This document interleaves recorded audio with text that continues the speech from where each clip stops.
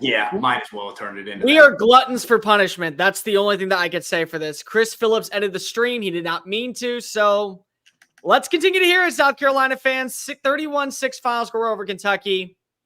Mark Stoops is owned by Shane Beamer. That's the only way to put it. Welcome back into the SEC Unfiltered postgame show. He's Dave Shoemate. I'm Cole Thompson. Make sure that you like, rate, review, subscribe. This is your number one source for all things SEC and your number one source to make fun of us for picking Kentucky over South Carolina. Download the podcast version of the show wherever you get your podcast listening systems. Leave a 5-star review if you're a fan of anyone other than South Carolina. 1-star review because if you hate us after what we did after this performance. Make sure that you also follow us on social media, TikTok, Facebook, Instagram, Twitter, at SEC Unfiltered, and download the podcast version, and also make sure that you check us out at secunfiltered.com. Use the promo code SECU at game time when you download the app to get your first purchase $20 off. Willie B will be rocking and rolling next Saturday as LSU comes to town. Go ahead and get your tickets $20 off when you use the promo code SECU on the Game Time app. Dave, again, at this point, you can say really whatever you want if you're a South Carolina fan to a Kentucky person. Like, it's that bad. It is that bad. You have owned you have owned Kentucky year in and year out, and it doesn't matter what these teams' records are at the end of the day. You get bragging rights, and it's 3 consecutive years of having bragging rights. And also, let's just call a spade a spade. This team could get better. I'm not saying that it could be a college football playoff team. I'm not saying that they're going to be a team that comes out of nowhere and absolutely dominates against Alabama, or they krill Oklahoma by 40 points or whatever it is. But you're going to keep things interesting. At the start of the year on SEC Unfiltered, I said that this was going to be the wild card team of 2024. I absolutely went down on that take because if you want to know what, I could see anything happening with South Carolina. I could see them easily holding their own against Kentucky and LSU and then dropping the bag by 20 plus against Oklahoma. I could see them beating Oklahoma by 20 and then losing outright to Vanderbilt. Any one of those things could happen with South Carolina. Cole, here's a good question for you right now. We talked about it on the Arkansas reaction. You were decently impressed with Arkansas outside their stupid mistakes. They played on a neutral field. Who are you taking right now, South Carolina or Arkansas? I'm taking South Carolina. I'm 100% taking South Carolina. I would have taken them before this game. I would have taken them after this game. I would have taken them no matter what. And it's because of the fact of who is the man in charge. He is who he is. Can we just all agree with this right now? Shane Beamer is who he is, and he embraces being that guy. He embraces the tenacity. He embraces the conflict. He embraces being that dork that's called out on social media by other fan bases, because when he wins these games, he gets to shove it right back in your face. I mean, if you look right now on the social media of South Carolina, they got a helmet with the sunglasses in. Like, they embrace who they are. And you know what the best thing is?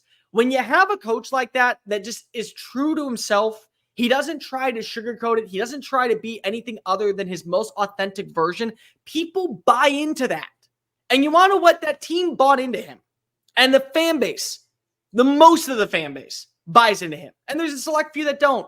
And it's a roller coaster of emotions every single Saturday. You don't know what you're going to see at the end of the day. You don't know if you're walking away with the dub. But my God, at least he is authentic. And I can appreciate that. And I think that when you look at what South Carolina is moving forward and what South Carolina needs, it's that type of dude who is willing to be the most authentic version of himself and not lay down because if somebody says you're being a dork. I relate to that. I am who I am. I like what I do.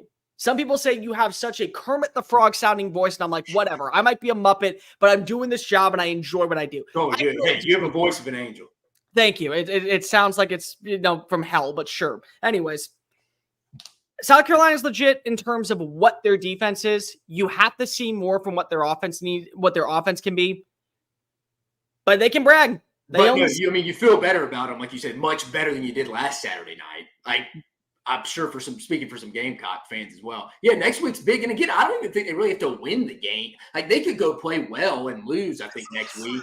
And it really doesn't change the fact. I think I'm like you. I had them 4-8 going into the year. I'd probably bump them up to a 5-6 win team, in my opinion now. Because I still think that stretch of Ole Miss, Bama, Oklahoma is going to be tough. And as the season gets on, again, South Carolina is one of those mid-tier, lower-tier SEC teams. Naturally, the depth just doesn't build up. It's like I always talk about with Arkansas. It's about your top 40, not your top 22. Inevitably, as the season gets deeper, you're going to have deeper injuries. So that'll be see if they can keep it up. Does Lenore Sellers make it through a whole season? We saw him leave for a little bit. What would they be like if it was just a Robbie Ashford-led team with a not real proven wide receiver one? Maybe they're turned into one. You're right, Josh Simon. I did a top 5 impact player for South Carolina. He was in my top, I think, 4 impact players I had in that segment. I did him. So he's going to be a big passing threat for them initially just because they want to run. But no, big win. You're right. That's a team on your tier, on your pedestal in the SEC. You've now won 3 straight against. How about Mazzo Bennett? Huh? Let's throw Mazzo Bennett into the mix. They need a number 1. Why does it have to be a veteran or a transfer? Why does it have to be any one of those? Why can't it just be the new kid that comes on the block? Yeah, I mean, they just need somebody. They need somebody to step up. They could. Yeah, I mean, it could happen. But you're right. The offense, I think we all agree. Offense needs to improve. Defense is what it is. Stay healthy. The defensive front's really good. It's like you said, let's just see some improvement on a continued improvement off offense. Let's try to keep Lenore Sellers as healthy as possible because I think you're a totally different offense. I think Robbie Ashford doesn't bring that passing game. And again, I think Lenore Sellers is a little bit of an inconsistent passer, but not as consistent as Lenore Sellers would Robbie Ashford be. But you can see improvements in Sellers, and I think that's the main point: is that you have a 6'3", 220+ pound quarterback that is not afraid to tuck and run, not afraid to move outside the pocket, and not afraid to deliver strikes. He can do all that, and it's his second real start. He will get better. It can get better. That's what you hold your hat on. When it comes to Brock Vandagriff in this offense, it was so anemically droll that I don't know what you're seeing more improvements on. I feel like that when it comes to the offensive line of what you see with South Carolina, hopefully it will improve. When you look at this offensive line for Kentucky, their biggest downfall last year was explosive plays in the secondary and the offensive line not being able to protect Devin Leary. And I just feel like that's going to be the same thing right now. You watch as one of their starting guards left in the first half. He didn't come back for the rest of the game. Gerald Mincey was not great today. You had the 7th-year offensive lineman from Florida have a couple of penalties. Big penalty game. I mean, when you break this down, Dave, there was 8 penalties for 70 yards for South Carolina, 11 penalties for 63 yards for Kentucky. It wasn't good. But the difference is that I saw when the explosive play needed to happen, when it needed to improve, it did. And that's what you saw from South Carolina. No, it got in the second half. Yeah, you got to give him credit. You got to, for sure. I think you got to give him credit. It'll just be interesting when they see a team that actually has some cohesiveness on offense and it takes some pressure off the opposing team's defense. But again, it's a big win. There's no denying it. Again, I don't know why people get all upset in the comments, but it's a big win. Everybody, we all picked Kentucky. There was not a single person on the site that picked South Carolina. Yeah, that's what I'm talking about. Yeah, I mean, but is no one denied they've not picked Kentucky? That's what I'm saying. No, but at the same time, what about, like, a personal example? I was dumb. I want to pick South Carolina. My gut told me do it. I listened to my head. I was wrong. Yeah. And I feel like I was right going into the season on side. I said that, I mean, you heard me on the show. I said the Old Dominion game would be close. No, I mean, Chris took the under. I took the over. I thought South Carolina was going to be much more improved offensively. In the Old Dominion game? Yeah, I thought we all took the under today. We all took the under today, but at the same time, that's because their defense kept them in that game. Again, I figured that the defense in this game was going to keep them involved, and they did. 2 turnovers, 2 massive turnovers. On top of that, you also got a pick 6 from Nikki Emanwari. That was great. So let's just call a spade a spade. Defensively, they look good. I also think that when you look at where this third down offense needs to get to, that is the biggest improvement. That is the one thing you need to look for. Absolutely. I also think that when you look at this wide receiver, somebody's got to step up. But plain and simple, you saw more explosive plays from the Lenore Sellers, and the defense was able to make Brock Vandagriff into throwing into double coverage, 2 turnovers.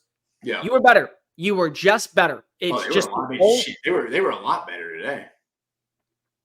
They were 100% better. And you know what the thing is? Again, they're going to be better next week.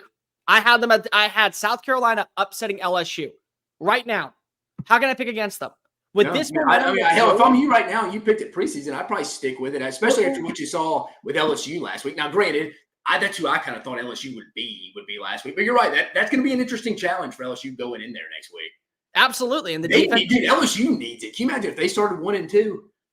Could I? Yeah, well, of course you can. But at the same time, if you're 3-0 and you're South Carolina, how do you not carry that momentum going into outside games? I mean, we already talked about it. What happens after the LSU game?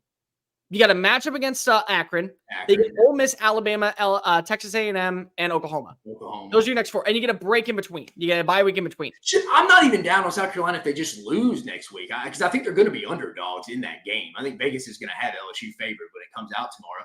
Even if it's a close game, I would still gain respect for South Carolina. Like, again, because I think LSU's going to be that dog backed into a corner next week. Because I think they know Brian Kelly's going to be talked about like Hugh Freeze is starting tonight. If they go start 1-2, Are You Serious Sports with Blake Ruffino, the T-Bob Abear, Matt Moscana shows will have pitchforks in the background if they lose to South Carolina next week.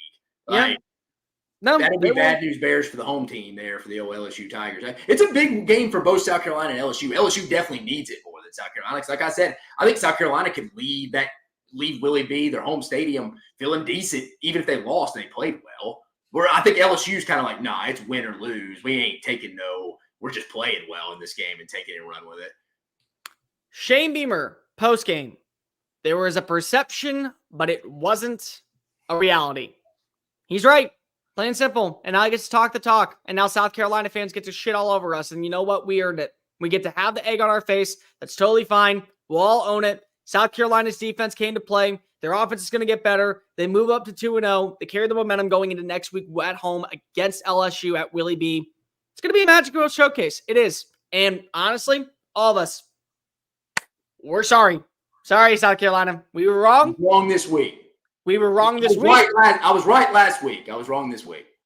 You shut us up. Congratulations. Make sure that you like, rate, review, subscribe. Make sure that also you hit the comment section with your thoughts, your comments, your concerns, your blasting of us. Totally welcoming. All embracing it. Make sure that you follow Dave on Twitter at Mock10Sports. Follow me on Twitter at Mr. Cole Thompson. Make sure that also you download the podcast version of the show wherever you get your podcast listening systems and check out all of our great work. Make sure you visit SECunfiltered.com.